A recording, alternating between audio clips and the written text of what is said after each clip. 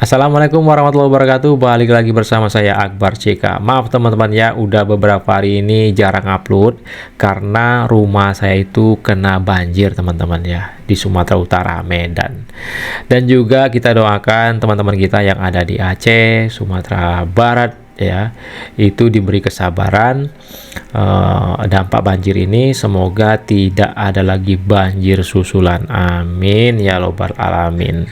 Nah teman-teman, ini ada video menarik nih. Kurnia dan kawan-kawan tidak terima hasil sidang bawa-bawa akhirat. Tak hanya itu aja, Roy Suryo, Rismon Tiva itu betul-betul terbukti peneliti abal-abal. Karena ketika ditanya metode apa dan alat apa yang mereka pakai untuk membuktikan ijazah Pak Jokowi, mereka nggak bisa jawab teman-teman. Nah, sebelum kita ke videonya, jangan lupa like, subscribe, dan share. Tanpa berlama lagi, yuk kita saksikan videonya berikut ini. Bahwa keputusan hari ini sebagaimana disampaikan oleh Ketua Advokasi kami adalah keputusan yang sudah kami duga ya, tetapi kami harus sampaikan pada momentum ini bahwa ini adalah keputusan yang sangat mengecewakan. Mengapa? Karena putusan ini sangat penting untuk menjadi preseden bagi sengketa informasi publik di masa depan. Kemudian tolak ukur keterbukaan dokumen publik dalam proses demokrasi dan ukuran akuntabilitas lembaga penyelenggara pemilu. Kami sebenarnya berharap banyak karena KIP ini dari sekian banyak pemantauan kami merupakan benteng terakhir daripada perjuangan ini. Dan tentu saja ini sangat mengecewakan. Tapi tentu saja kami tidak ada lagi yang bisa dilakukan kecuali menerima dan mungkin akan melakukan upaya lainnya. Terima kasih. Majelis akan membacakan ketentuan yang sudah cukup ya, Artinya poinnya sudah bisa diterima. Intinya kan saudara sudah cukup. Saudara sedikit boleh dong, sedikit, paling setengah 30 detik aja. Boleh kan? Poin aja ya, baik. Oh iya. Ya. Poinnya hanya persoalannya nanti di akhirat aja nanti. Bagi siapapun yang memang ini ternyata tanda kutip direkayasa, akhirat itu yang akan menunggu siapapun. Alat apa yang digunakan Roy Suryo CS termasuk Rismon ya? Alat apa yang digunakan untuk mengetes seberapa tebal kertas itu? Pembanding apa yang digunakan? Ya, tinta jenis apa yang dipakai? Ya, terus kemudian umur kertas ini juga harus ditentukan di sini. Astaga, mampus aku. Mau jawab apa aku nanti? Tiva, Roy dan Rismon bukan peneliti, hanya berkedok peneliti. Yes, orang-orang ini sebenarnya pada saat dipanggil ya sebagai tersangka pada saat pemeriksaan kemarin itu ya, sudah tidak bisa bicara lagi sebenarnya. Itu yang saya terima dari teman-teman ya di Polda. Ya, mereka sudah dibeberkan bukti-buktinya dan mereka cuma bisa nyengir. Asem. Mereka semuanya ini 8 orang ini sadar mereka tuh sudah melanggar hukum. Mereka sudah memfitnah Pak Jokowi. Mereka sudah merendahkan dan mencederai nama baik Pak Jokowi. Tapi mereka hanya mencoba mencari alibi, mencari ruang untuk menghindar dari tuduhan itu. Pasti mereka akan mengulangi perbuatannya apa? Mencemarkan nama baik, menuduh dengan tanpa dasar itu disebut fitnah. Terus mereka lakukan. Artinya apa? Pada saat pemeriksaan kedua, saya yakin 1000% teroris ini ya akan langsung ditahan. Amin, kita aminkan teman-teman. Iya, ini belum ada pembuktian apa-apa. Belum ada, ini ngaco nih. Kenapa harus bisa tersangka kalau ada niat jahat? Anda nggak paham berarti. Bro. Anda nggak paham hukum pidana. Anda nggak paham hukum pidana. Kalau nggak ada tersangka niat jahat, itu SP3 selesai. Penetapan tersangka itu persangkaan pasal. Jangan menunjuk, jangan berargumentasi bahwa perbuatannya terbukti. Anda ngaco ini sekarang. Ini hukumnya mana nggak ngerti nih. Dia tersangka. Sekarang pertanyaannya. Tersangka, Anda paham nggak tersangka? Tersangka itu adalah seseorang yang disangkakan dengan 2 alat bukti. 2 alat bukti, bahkan ini 700 alat bukti. Itu 700 lebih. Narasi yang sesat. Saksi ahli 22. Anda membangun narasi hukum yang sesat. Saksi Tidak yang logik secara hukum, melanggar KUHP dan melanggar KUHP. Argumentasi Anda tidak bisa dipertanggungjawabkan secara hukum. Ada 700 alat bukti, Baik, 123 baru saksi. persangkaan, Kita ada saksi ahli. baru tersangka, Bapak indikasi. Oke, jadi dengan nomor unsur pidananya terbukti, kacau kamu. Kita harus jeda, kami akan kembali sesaat lagi di Headline Media. Nggak ada. Apakah pers itu wartawan? Nggak juga. Pers itu bisa berita, pers itu bisa jadi perusahaan, penerbitan, dan sebagainya.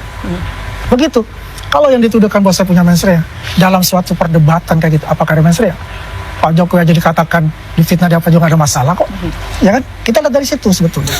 Artinya, ya bisa saja pada saat itu merasa ya terpojok lah ya. Perdebatan itu mereka merasa terpojok dan akhirnya ya mencoba membuat sesuatu lah. Ya. Tapi buat saya, that's fine. Untuk itu nggak apa-apa, ya kan? Kita bisa lihat seperti apa. Tapi yang lebih sadis sebetulnya, ya 3 poin itu. Saya tersangka TPPU, itu luar biasa, sampai luar negeri kontak saya.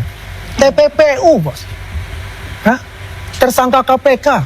Sadis sekali saya bilang ini orang. Saya kira cuma itu doang. Ternyata yang kedua, keturunan PKI. Ada nggak? Saya ini orang Islam ya, dibilang PKI sama dia, ya, yang keyakinannya juga berbeda sama saya, tidak pernah sholat Jumat. Kiblatnya tidak tahu di mana. Jadi bahan olok-olokan. Dan itu tersebar di mana-mana. Buat saya pribadi oke, tapi keluarga saya itu bermasalah. Apakah ada punya pemikiran begitu? Kan nggak ada mereka punya pemikiran begitu. Ini unsurnya udah sara loh masalahnya. Ya buat saya oke, nggak masalah. Yang jelas itu sudah saya masuk ke jalur hukum. Ya mudah-mudahan segera untuk BAP, ya kan? Ya dalam minggu depan bisa BAP lah mudah-mudahan. Kan begitu. Ya. Jadi apapun yang benar dikatakan dari Lecu mengenai itu, kita lihat aja seperti apa. Jadi kalau konsep yang dibicarakan dari Bang Gofur itu tentang pidananya ya Bang Lecu lah untuk urusan itu. Wapres Gibran dianggap bocah, ternyata ialah yang paling waras di tengah orang-orang tua yang sok paling benar. Tampaknya Mas Gibran ini bisa masuk kategori sebagai tokoh yang kontroversial nih Mas, karena tanggapannya itu banyak yang positif, tapi banyak juga yang negatif Mas. Paling besar mendapat sentimen negatif adalah kontroversi ijazah. Boleh ditanggapi Mas Wapres? Ijazah sudah dipermasalahkan dari zaman saya wali kota. Sudah saya tunjukkan ke publik ijazah saya. Sudah sempat ditunjukkan ya? Udah, nanti kalau ada clipnya ya, tunjukin aja. Saya pernah menunjukkan ijazah saya. Waktu menunjukkan waktu wali kota ya Mas? Iya, karena di zaman wali kota sudah dipermasalahkan. Ya udah, langsung saya tunjukkan. Nih, ini dipermasalahkan lagi, ya udah. Akhirnya dari sekolah saya berinisiasi untuk melakukan press release. Tapi ya pro dan kontra ini hal yang biasa. Saya merasa bersyukur saya bisa belajar langsung dari 3 presiden. Dari zaman wali kota, saya banyak dibimbing oleh Ibu Megawati Soekarno Putri. Dan saya kira beliau itu luar biasa, perempuan yang paling hebat di negeri ini. Bentar. Sindiran yang santun Mas Wapres kepada mantan presiden ya. Dalam hal ini Ibu Megawati. Ibu Mega itu selalu menyampaikan ke saya langsung. Biasanya saya main ke rumah beliau, harus sering menyapa warga, mendengar keluhan warga, mencatat keluhan warga, lalu langsung dicarikan solusinya. Itu yang saya lakukan dan itu yang dibimbing beliau dari zaman saya wali kota. Jadi itulah pentingnya belusukan, itulah pentingnya mendatangi langsung sumber-sumber masalah yang ada di daerah-daerah. Jadi saya berterima kasih sekali pada beliau. Dan sekarang saya bekerja di bawah Pak Presiden Prabowo. Saya juga banyak belajar dari beliau.